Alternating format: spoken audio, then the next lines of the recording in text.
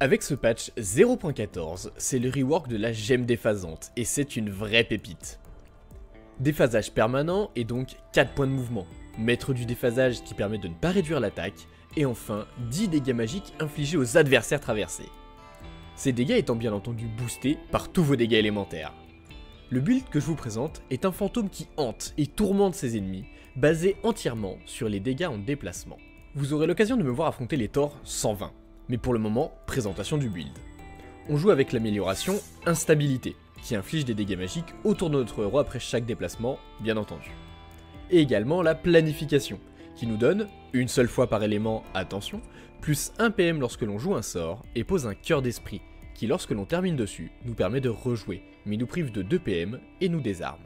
On joue donc Limite et Devi, qui ensemble nous donnent un total de plus 110% de dégâts magiques en combat.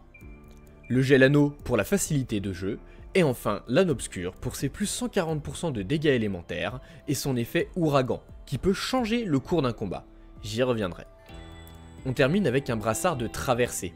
Il permet d'infliger de lourds dégâts, car la traversée inflige vos effets de déphasage. Il peut permettre de rejoindre les cœurs ou simplement de s'échapper à la fin de votre tour, en plus de donner plus 40% de dégâts élémentaires. Un vrai plaisir. Le coût de 2 PA du sort est lourd, et il est possible de jouer le Ticho à la place, pour une poussette. Mais le gameplay est fortement amoindri, et les possibilités de jeu fortement réduites. Je préfère largement la traversée. Pour les sorts, on cible des sorts à bas coût pour l'amélioration planification, qui nous permet de gagner plus facilement des PM, des cœurs, et cela nous donne aussi plus facilement l'occasion de jouer notre sort traversé. Si votre main se vide trop, c'est que vous n'utilisez pas suffisamment celui-ci. La classe manquant de sustain, on joue terre pour l'armure et air pour l'âne obscur, en plus d'apporter un peu de heal. Le sort Face Pétulante est très intéressant, car lorsqu'il est lancé sur votre héros, celui-ci échange de place avec lui-même, ce qui déclenche 2 téléportations sur place, et donc 2 fois l'amélioration Instabilité. On complète cela avec quelques sorts neutres de déplacement, comme Même pas mort et Envol, mais cela nécessite des compagnons. Aucun n'entre parfaitement bien dans le deck, à l'exception de Shani. 2 poussettes pour une quantité importante de dégâts avec l'amélioration Instabilité, et la possibilité de l'invoquer à côté des adversaires permet un placement parfait pour les sorts neutres de téléportation.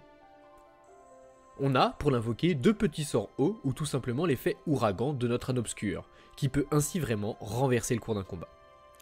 Pour le reste, j'ai choisi Delta pour son faible coût, qui permet de l'invoquer en urgence, Flécheur pour ses mires, et enfin Marcus pour ses tourbes.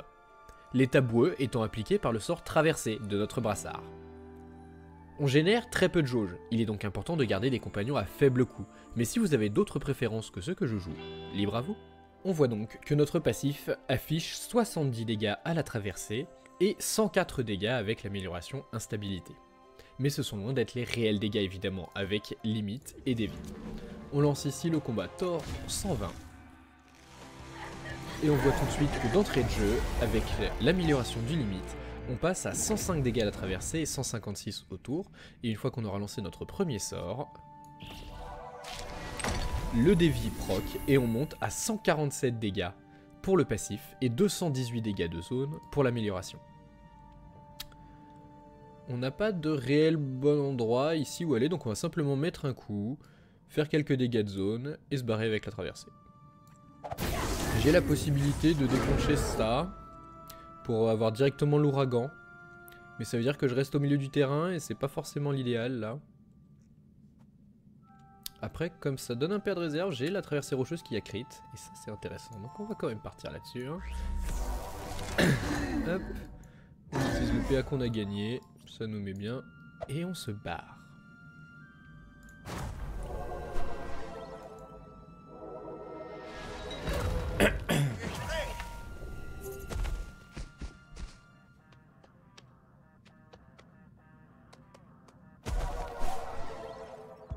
Ok, on a lui qu'on aimerait bien taper, mais il y a lui qui nous gêne, c'est un peu dommage. Comme on est plutôt proche des adversaires, on va voir si on peut en traverser quelques instants là. Si j'attaque là, je vais avoir le problème de lui qui va me charger encore une fois, c'est un peu gênant.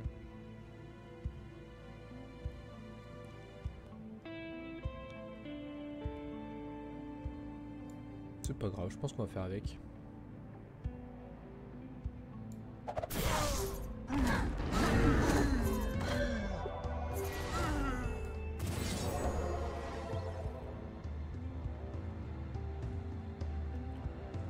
Bien. On tue celui-ci. On se casse. Faut pas oublier que c'est des torts de niveau 120. Ils font quand même mal. Ah, là c'est déjà un peu plus intéressant. J'aime bien cette case là. On va aller voir ce qu'on peut avoir. Oh mais que le jeu est gentil des fois, c'est beau. Parfait.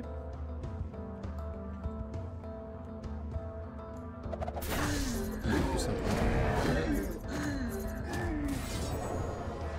On va utiliser notre réserve tout de suite, se redonner un peu en réserve avec ça. Lui, j'aime pas trop. Ok.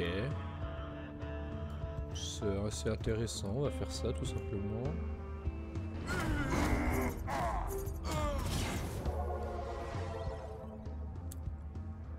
On va aller simplement le taper lui, puis se barrer sur le piège. Soit je passe là mais je prends un max de dégâts, si vous voulez jouer agressif. Moi je vais simplement, combien le piège? 146 plus lui qui va me taper du 300, oui. On survit.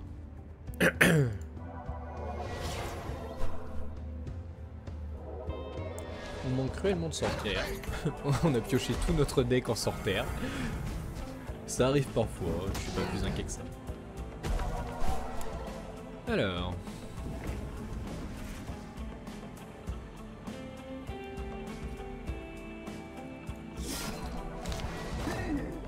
Décidément, le jeu est gentil avec nous.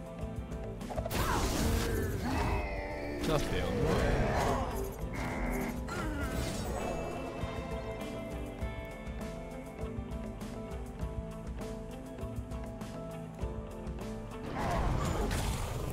Deux de moins.